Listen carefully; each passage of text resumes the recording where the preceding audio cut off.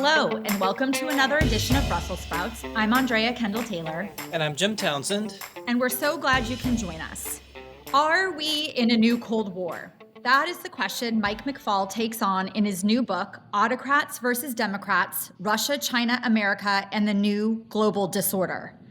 McFaul argues that modern analogies to a second Cold War hold some merit, but are insufficient given the rise of authoritarian tendencies within the United States and European democracies.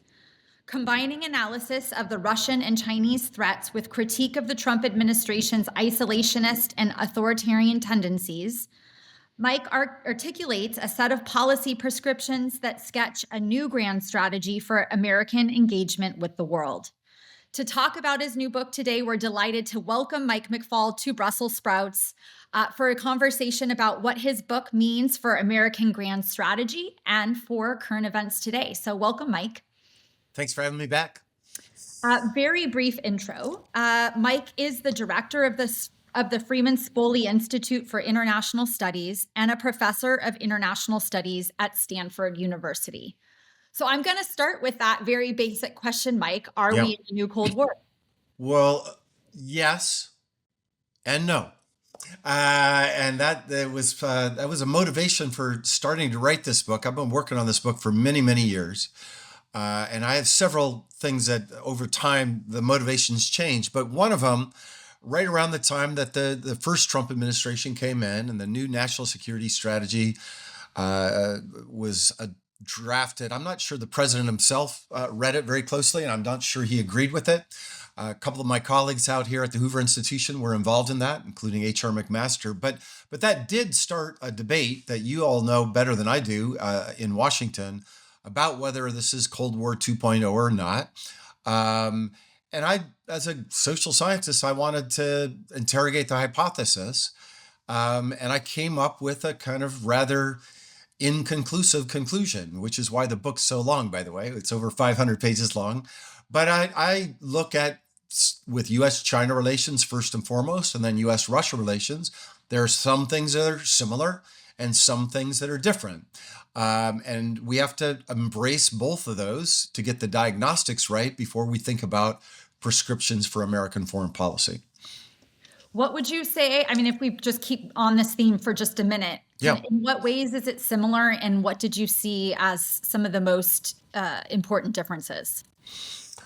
Well, I break it down in the book between U.S.-China and U.S.-Russia, right? And by the way, the book starts in the 18th century, but don't panic, everybody listening. I summarize 250 years of history in U.S.-China relations in about 30 pages, and then U.S.-Russia, similar.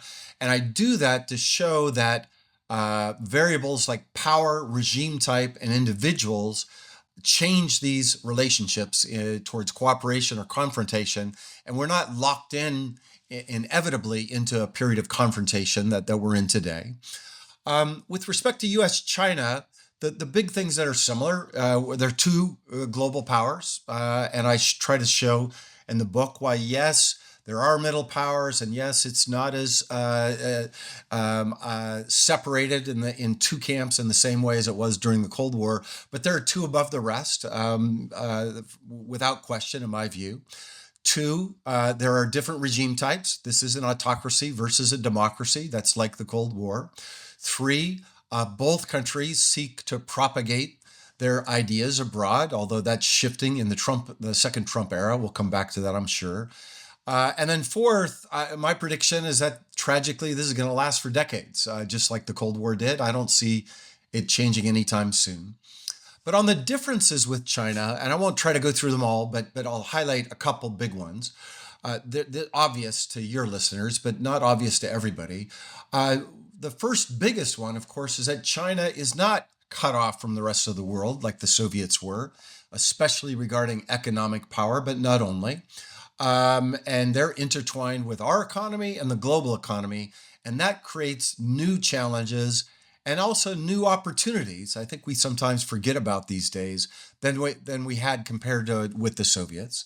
Second, yes, there's ideological competition, and this is going to be more controversial, but I don't think it rises to the level and to the extent that our Cold War competition with the Soviets had. I just don't see it. I just don't see the evidence to support the hypothesis of some of our former government officials and some of our people in academia that says that China wants to rule the entire world populated by Marxist-Leninist dictatorships. I just don't see that. The Soviets had that mission statement. I do not think the Chinese Communist Party and Xi Jinping do. And then a third difference with the US-China relationship, and it also relates to Russia, is us. We are in a more isolationist period in America today than we were for most of the Cold War. And we're also more polarized today inside American society than we were during the Cold War, which is not to gloss over the differences we had during the Cold War. I go through them in the book, and most certainly we had big debates about American foreign policy, Vietnam being the biggest one. And we most certainly had polarized moments in our history during the Cold War, the 1960s, early 70s, pretty polarizing time in America. But I don't think it's the same as it is today. And that's a difference, and that's a challenging difference. And just one more on the Russia side. I'll leave out the compare and contrast for all of U.S.-Russia relations. But there's one similarity and difference that is really important. So the similarity is autocrats, autocratic regime, democratic regime. That's like it was during the Cold War. And there is an ideological dimension of this competition, but it's not between communism and capitalism. It's not. It's not even necessarily and always between states. So, I wrote about the Cold War, and I grew up during the Cold War, and I remember those maps. You had the red states and the blue states, and that was the battle. And, Germany, West Germany was blue and East Germany was red. Angola flipped, along the way. Nicaragua flipped. And that's the way I remember how we talked about ideological competition during the Cold War. Today, we have that between states, but we also have these battles within states and battles between autocrats and democrats within Hungary, within Italy, within France, and within the United States of America. And Putin and Putinism or illiberal nationalism, I'm using just these metaphors. I won't try to go in paragraphs about what his ideological framework is. But he consolidated that first, as Andrea, you've written about, you know this better than I do, first at home. But over the last 15 years, he's been pushing these ideas abroad. By the way, they learned some things about how we used to do it. And so he's got his international media. He's got, Sputnik and Russia Today. He's got his NGOs that meet with like-minded NGOs and talk about their common struggle against what he would call the decadent liberal West. And on their podcasts, right, there's InfoWars. They have a podcast. They're having Alexander Dugin on their podcast. And you listen to Sasha Dugin, somebody I used to know pretty well, by the way, and you listen to Steve Bannon, those guys ideologically have a lot more in common than I have with Steve Bannon, even though we're both Americans. That's different. That is different. And that is a different challenge that we did not. Yeah, we had some communists. I'm from Stanford, right? So I always say we had a bunch of communists up in Berkeley. They were out there on the streets. We did have those elements here in the United States, but they were rather marginal compared to the kinds of illiberal nationalist movements that you have mostly in Europe and here in the United States as well. Yeah, really big difference. And the one thing, and again, because the book is just being released eminently, I haven't had a chance to read everything cover to cover.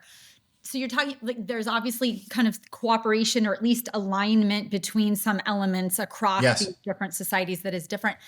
There's also the alignment among the autocrats. Absolutely, I wonder how you think about that in this era.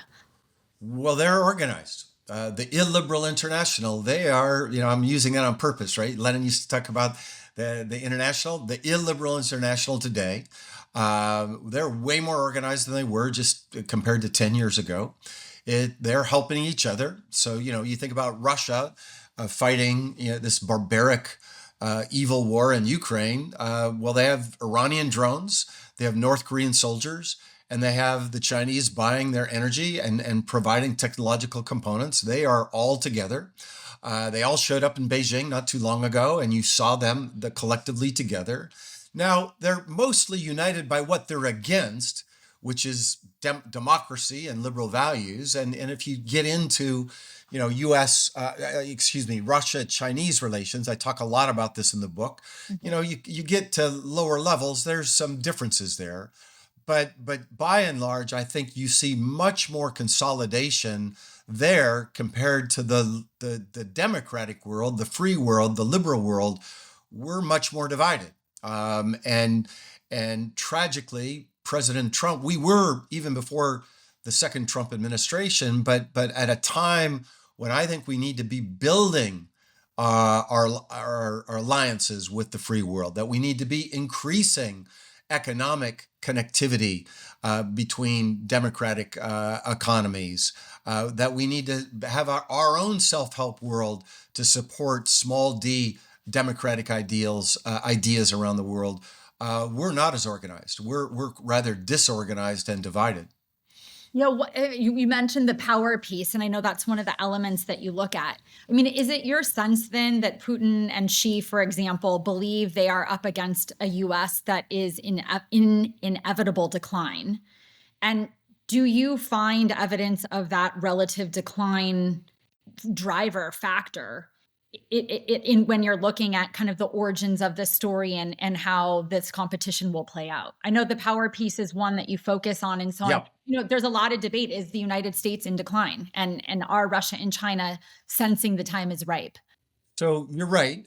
In the main part of the book, after I go through the historical chapters about how we got here, I have 3 chapters on power, then 3 on ideology, and 3 on competing conceptions of the global order. And all of those 3 sections start with 1991, where we were the most powerful country in the world. Democracy was the only game in town, and the liberal international order was actually working, right? I start with what we did with pushing Saddam Hussein out of Kuwait and the liberal international order. We were united against annexation. And I trace the evolution of all 3 of those over 30 years. And with respect to power, the Chinese are obviously way more powerful than they were than 30 years ago. So are the Russians, by the way. That oftentimes gets forgotten. Way more powerful than they were in 1992 in terms of capabilities. And we, relative to them, are relatively less powerful. That's all true. At the same time, I didn't say but, at the same time, when you add up the aggregate power of the free world on military power, we still have way more power than the autocratic world. When you add up the aggregate economic power of the free world, it's not even close. 9 of the 10 largest economies in the world are democracies. GDP per capita, we're at the top 10. The Russians and the Chinese are in the mid 50s, and they'll never catch up on that front. And I go through universities, I go through companies. I still think we have the edge, but the Chinese are catching up, right? So the metaphor I used to run, when I was in high school, I used to run the 2-mile race, right? And my strategy was always to get up in front right away and then hold that position. And we're in this opposite strategy. Oh, you did? Well, you were faster than me. I couldn't do that. I had to, and so we're out ahead. The Chinese are closing the gap, but we're moving ahead of all the rest, right? The American economy is still moving ahead of the rest, and they're closing the gap, but they haven't closed it. So that's the first thing I would say about power. The second thing I say about power in the book, and you all worked in the government. I worked in the government for a few years as well. And I read those long-term trajectories that our intelligence community would do. And I've now gone back and read them for this book about what we used to say about the Soviets. By the way, which the strategic trends has been ended. So that's a Trump administration. I didn't even know that. Oh my gosh. Yeah, We're not even doing that anymore. No more food. Oh, No. that is so stupid. I didn't know that. Yeah. Well, I would just say it's just really difficult to make these long-term trajectories, to get them right. And I remember the first time I briefed, actually, it was the only time I briefed President Bush. Came in 2001, and we were having the exact same debate about Russia. This was right before he met Putin for the first time. And, people in the room were saying Russia's, this is 2001, just 1998 financial crash. And there were arguments of people in the room saying Russia's weak, defeated, they're gone. We don't have to ever worry about them. We have to worry about them breaking up, like like the Soviet Union. And I said, Mr. President, I just say we're really bad at these kind of things. And I said, imagine had you parachuted into the Soviet Union in 1923, 24, you also would have said they're really weak, 50% less GDP, armies in tatters, and you would say, well, they're gone. And obviously, we got that wrong. And I don't know whether Russia will rise or not, but I wrote about this back then, and tragically, the things I was writing have proven to be true. What was more important was whether they'd be inside our tent or not, and obviously, they're outside of our tent. Which is a long way to say, I don't know whether we're going to rise or not. I'm not confident in predicting that. But what I do know, nothing's inevitable about this. And in particular, I see signs in China, when I think about the China case, that I think they're in trouble right now when it comes to economic power. And without economic power, you can't underwrite military power. I think the debate in America oftentimes forgets that, yes, the Chinese Communist Party is still 100% in control in China. Xi Jinping is 100% in control. But the way that China grew was not by becoming more communist. It was the exact opposite. It was becoming more like the Western capitalist world. Market reforms under Deng Xiaoping that were continued for decades, that's how they grew. And now Xi Jinping's eroding that. He's playing around. I think he's playing with fire in terms of their economic growth pattern. So that's the first thing. Number two, really easy to make it into the middle income countries, really hard to make it into the rich ones. We know that. That's a structural thing around the globe. Three, we know that income inequality is bad for economic growth. We know that goes way back hundreds of years, thousands of years, really. They're becoming a more unequal society. I think that's going to have a constraint on growth. And then fourth, demographics. They made a lot of big, stupid mistakes, with their one-child policy. And they've got huge, huge demographic challenges. And that leads me to suggest that they're going to overtake us and be the world's economic and military hegemon. Maybe, but I see a lot of signs that might not happen. Well, thank you very much, Mike, and it's good to see you. And I look forward to reading your book. But my question for you deals with Europe. Is Europe in a Cold War? The first Cold War? Europe was, the ground zero for it in a lot of ways. You had the Berlin that was split. You were talking about the maps that you used to see when you were a kid in the Cold War, and now Europe is back. They're kind of in the center of it again, but in a different kind of way, I think. You're up in Sweden and Finland. You feel differently than someone in Albania or Greece, in terms of the immediacy of a threat. But tell me about the European side of this new Cold War. Well, thanks, Jim. Good to see you. Let me tell you a little story about the origins of my book, because it's taken me a long time to write it. In the original proposal to the publishers, when I was shopping it, I had two players on both sides. I had China, Russia on the autocratic side, and America and Europe on the other side.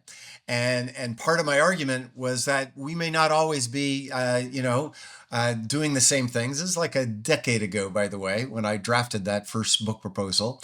8 years ago. And I finally landed a publisher and an editor, and they said, nobody in America cares about Europe, and Europe and America, they're just part of the same team, and they made me take out Europe. It sounds very familiar.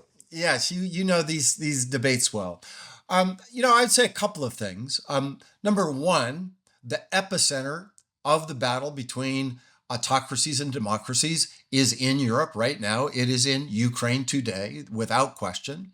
And what happens there, I think, has big implications for Europe and Asia and the rest of the world. I was just in Taiwan a few months ago, and there's no group of people I've ever met around the world that are watching what's happening in Ukraine closer than they are in Taiwan. By the way, lots of Ukrainian flags in their offices. I bet. They used to, but with the Trump administration, this is interesting. I was there in 2022 before, and then I would take photos that I would send to my Ukrainian friends.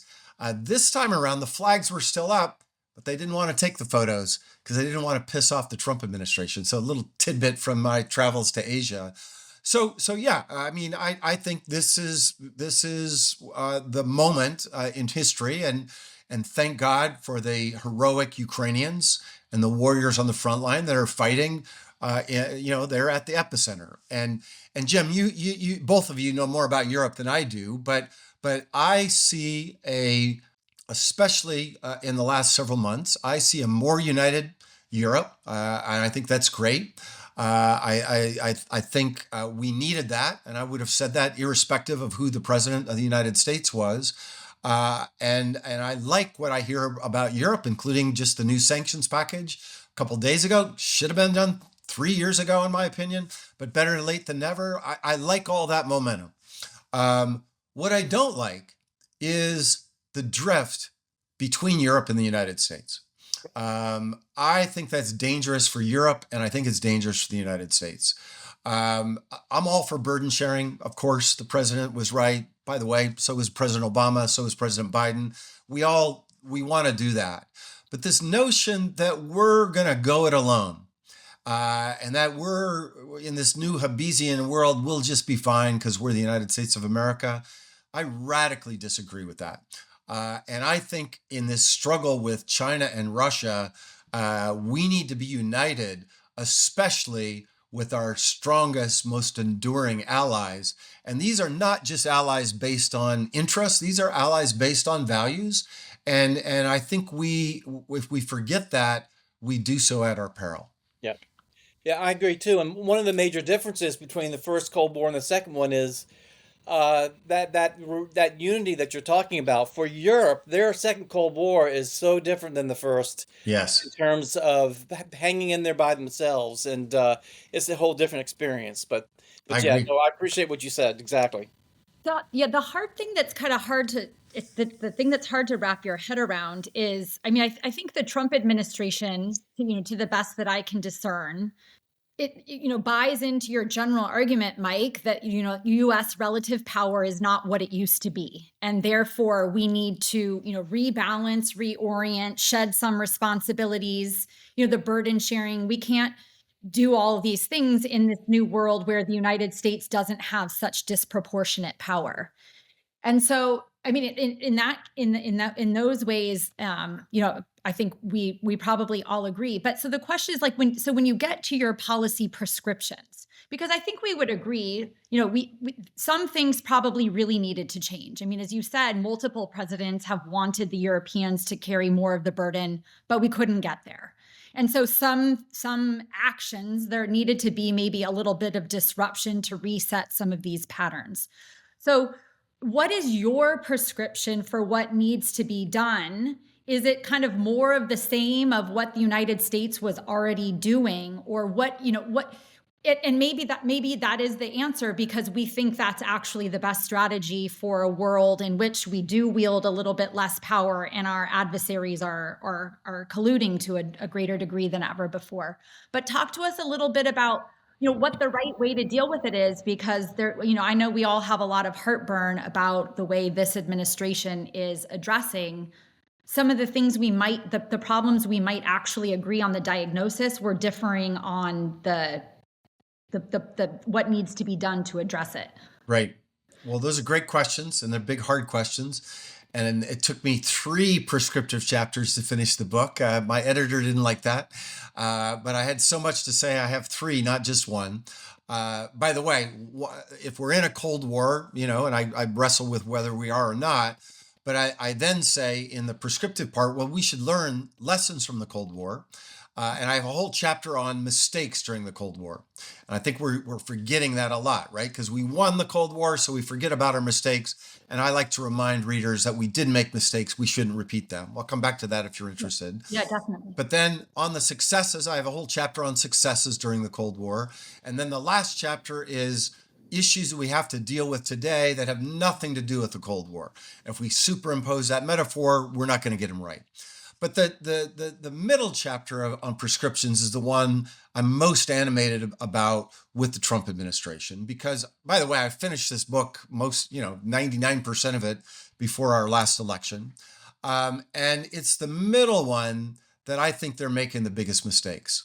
To go through them quickly, they get some right. So one of the great things we did during the Cold War is our economy outperformed the Soviets. We got to do that again. And here, it's a mixed record with Trump, but it's not a disaster, right? Our economy is growing faster than most OECD countries, whether it's because of Trump's policies or in spite of them. That's a big debate amongst economists, but we're doing that right. I also think we're spending tragically, but necessarily, a lot on our military. We have to do those things. So those are some successes from the Cold War they're doing right. But on the side we're doing wrong is, as we were just talking about, allies in Europe and Asia, giant advantage we had during the Cold War, and he's disrupting them for no apparent reason. With these tariffs, crazy, threatening to invade Greenland. I mean, that's just ludicrous. Saying we're going to take over Canada as a 51st state. I have lots of friends in Canada, folks. They're not laughing at that joke. They don't like this coercive stuff vis-a-vis our allies. So that's first one.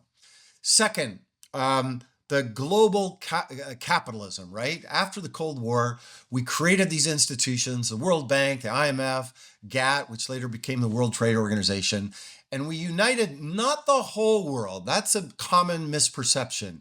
We united the capitalist world, and we kept the communists out. And by doing that helped to create prosperity for America and our allies in Japan, South Korea, throughout Europe. Trump's now destroying that. He's now destroying it.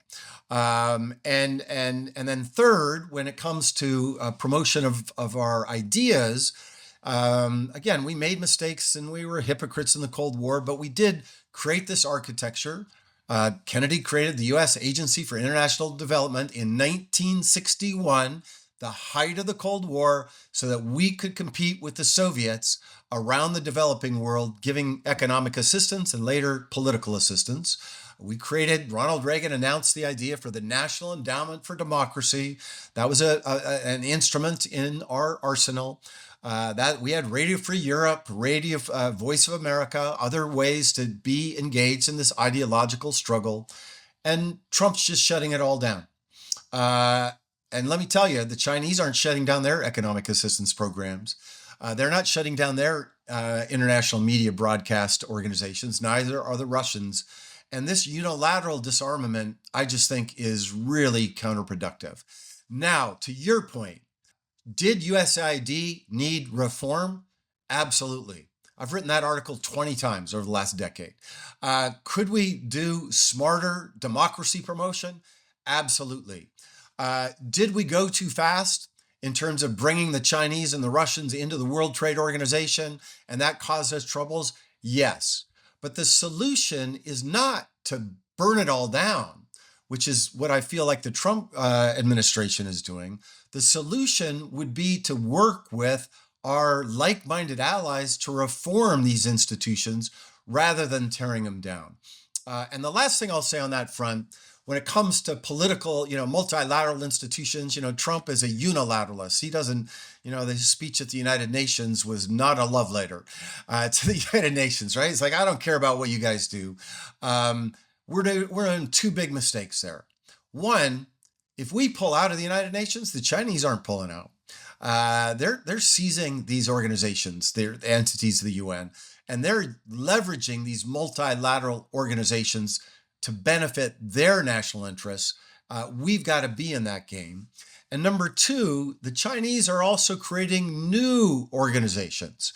to bring together the autocrats and even sometimes the democrats, right? BRICS, Brazil, Russia, India, China, South Africa, 2 of those countries are democratic countries. But Shanghai Cooperation Organization, RCEP, they have a multiple of, I go through all of them in the book.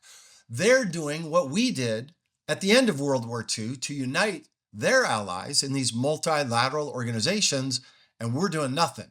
The last big idea we had was TPP, the Trans-Pacific Partnership.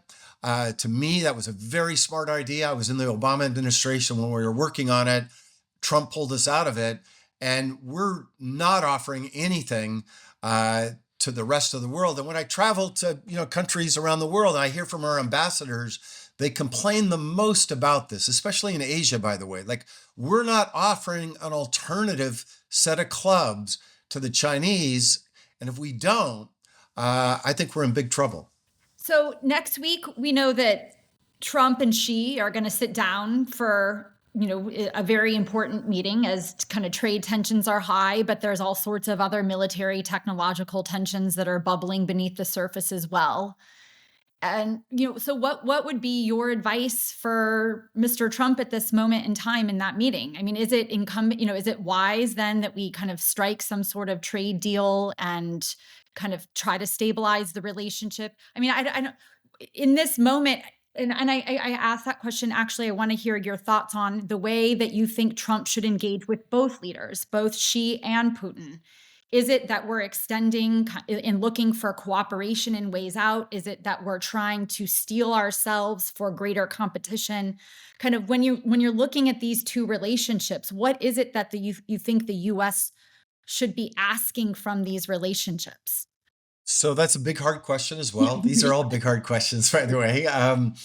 So first, when it comes to President Trump, let's just be clear. He doesn't think of the world as a struggle between autocrats and democrats.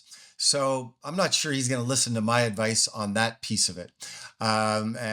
So many of the things I write in the book are intended for, to last for decades and many administrations. And I want, my students and your students to read this book, because I think this is a long-term struggle, and whether one can win the argument with the Trump administration. When I get the chance to put my ideas out about, say, sanctions towards Russia and different things, I do, but I'm also making arguments that go way beyond Trump. Having said that, with the Chinese, there's another set of lessons that I write about from the Cold War that I don't think we're doing enough of today. And that is, and I actually took this right out of George Shultz's memoirs, the Secretary of State for Ronald Reagan. He was a mentor of mine here at Stanford. I learned a lot from him. I think his book, by the way, on diplomacy is one of the best ever written. The problem with George's book, I think it's 1,100 pages long, and so nobody's ever read it. But I have. I haven't read it all, but I've read some of the chapters that are pertinent here.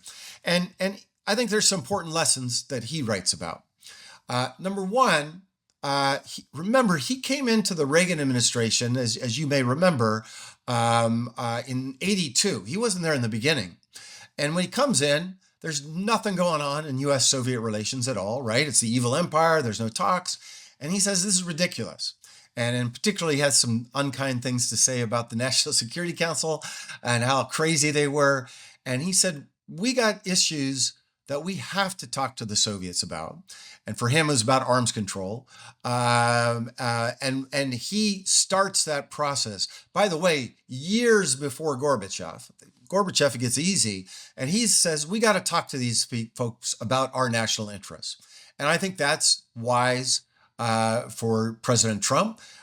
He's got to talk to Putin. He's got to talk to Xi Jinping about things that of mutual interest. And with respect to China, I think even if we're going to disagree about, autocracies versus democracies and other things where we're going to compete, there are issues like climate change and how we allow our AI companies to interact around the world that I think we have mutual interests. The height of the Cold War, we signed the NPT, Non-Proliferation Treaty, 1968, because even when we were fighting in Vietnam, we still thought that was in our mutual interest. That's an important lesson for today. But the second one, and this is especially true with Putin, but I think it's true with Xi Jinping as well. I'm not sure President Trump will listen to me, but maybe others will. Schultz I'm writes not sure about. he's listening to Brussels sprouts either. Okay, well then we're gonna play the long game, right, and hope that other people might listen to us. Schultz said, when you go into a meeting with these guys, you got to talk to them and things that we care about, but you don't check your values at the door. You don't pretend they're your friends. You don't use the word friend. And I think that would be very instructive for President Trump. And then the last thing I would say, because there's rumors he might meet with Kim Jong-un again as well. Trump, in terms of diplomacy, gets mixed up the means and the ends. Meetings with leaders are the means to accomplish things that advance America's security and economic interests. Sometimes I think Trump thinks the meeting is the end, is the objective. We had a good meeting. That he thinks that's what you want. And by the way, to have good meetings that lead to productive outcomes, that usually means you have to do a lot of work ahead of time, deliverables, as you all remember those languages from the government. And I sometimes think he gets that mixed up, that the meeting comes first and he thinks about the deliverables second. That didn't work very well in his last meeting with President Putin, in my view, in Alaska, where he got that mixed up. I hope he doesn't make that same mistake with either Xi Jinping or Kim Jong-un. Yeah, I mean, I think it's even more dangerous than that, Mike, which is, that the decision making has become so centralized in Trump that I feel like advisors don't really know exactly what the policy is. And certainly no one feels credentialed to communicate those views externally. I'm thinking about the China meeting. The prospect, the misunderstanding between the two sides, I think is really significant because all the process, all the things that you're talking about aren't present. And so to me, there's just a tremendous risk of miscalculation, accidents, things that can happen. So, yeah. Well, on that score, can I say one thing I feel very passionate about as a professor at a university here at Stanford? So another great thing we did during the Cold War is we fused investment in research with our colleges, not everywhere, but we created these fantastic research universities, including where I work today. That was a fantastic advantage we had over the Soviets. And Trump is now ruining that, right? He's cutting research and development, making it harder for immigrants to come here. That was another great thing. We got the best and the brightest from all over the world to come to places like Stanford. We still have them now, and we're now undermining that. But the other thing, to your point about misunderstanding, I used to say this all the time when I was ambassador in Russia to my country team. I'd go into that meeting and I'd say, look, we're going to have a lot of disagreements with these guys, with President Putin, and we did. But we can never have disagreements based on misperception or bad information. And we had to fight, that we reduce that no matter what. That was our mission, our most important mission to our government, working at Embassy Moscow when I was in the government. But to do that, we have to also keep investing in expertise about China and about Russia. And the Trump administration is just cutting that right now. It's called Title VI money. It's just wiping out the study of these countries, wiping out, diplomats with great expertise in these countries. And I think that is very, very damaging to our long-term interests. Well, we're short on time. And I just, for my last question, builds on what you were just talking about, your time as ambassador to Moscow. And so as you're handing out advice to various people over the past 45 minutes, what's your advice to the Trump U.S. ambassador to Moscow? What's your advice to him or her? Has one been named? I'm not even sure. But what's your advice? What should they be worried about, and what shouldn't they be worried about? Just since it's our last question, like the advice, but also, I mean, like what do you think the U.S. should aim and aspire to accomplish in its relationship with Russia? I mean, I feel right now it's kind of rudderless. Trump will talk about economic deals and real estate and other things. But again, going back to this longer view. Well, let me say three things. So first, unless it's happened recently, there's been no new ambassador named for Russia. The last ambassador there was Lynn Tracy. fantastic diplomat. I worked with Lynn at the White House. And I thought I had a hard job being the U.S. ambassador from 2012 to 14. She had a very difficult time there. So it is a hard assignment. To whoever is named next, I just think the most important thing is in the information. I don't think there's a lot of plays in terms of diplomacy. I just think helping our government understand what's happening inside Russia is most important now, because academics can't travel there. I've been on the sanctions list since 2014. We can't do real survey work there anymore. Our ability to understand Russia today is I think it's worse than it was in the late Soviet period. And so I think that mission, just helping people back home understand what's going on because you're there, that's the most important mission. And the bigger things leave for another time. Second, Andrea, to your question, which is a hard one, the best thing we can do to help U.S.-Russia relations, in my view, is to help Ukraine win. I actually think that would have very positive implications for the U.S. bilateral relationship with Russia. And so more weapons, more sanctions to help to end that war, that's the focus. That should be the focus of our attention. And then the third, in the long term, I'm not optimistic. While Putin's in power, I just don't see a lot that we can do. I think tragically, but necessarily, it's mostly to contain Putin's Russia from doing more nefarious things abroad. I'm not optimistic about our ability to affect things internally. That's why I think helping a democratic Ukraine, there's nothing more. And this is what my friend Boris Nemtsov, before he was assassinated, used to always say to me. He said, if you want to help small d Democrats in Russia, make democracy succeed in Ukraine, because that will undermine Putin's argument back home that Slavic people just love the strong hand. And so I think that's where the emphasis should be. But in the long run, a lot of my advice is not to President Trump and the next ambassador. I'm doing a lot of talks around universities these days. In the long run, we still have to understand the world. So I tell students, study Chinese and study Russian, because we need to be able to understand the world. And then my next big piece of advice, and my audiences are not just students, but people from all over communities. And by the way, I'm going to a lot of red states, just so you know. I was just in South Carolina yesterday. I've made 2 trips to Texas, heading to Idaho shortly, Montana shortly, because I think we have not done enough to engage Americans about why we should be engaged in the world. And if you want to say we should have a USAID or a National Endowment for Democracy or American soldiers in Korea or Germany, we have to make that argument to the American people. And I think we lost the thread on that. I think we just took them for advantage. And so in many ways, my book is not just aimed at, the Trump administration, but to the American people over a debate that I think will play out over decades and not just in one electoral cycle. Yeah, I agree.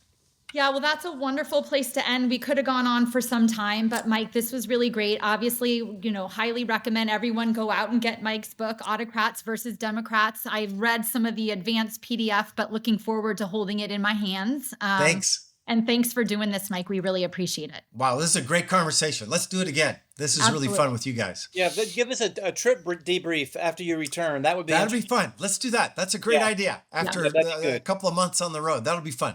Yeah. Okay. All right. Thanks, see you guys Mike. later. Bye-bye. Yeah, thank you. Thank you for listening to another episode of Brussels Sprouts, brought to you by the Transatlantic Security Team at the Center for a New American Security. You can find all of our previous episodes wherever you get your podcasts. And please remember to rate and review Brussels Sprouts so that new listeners are able to find the show.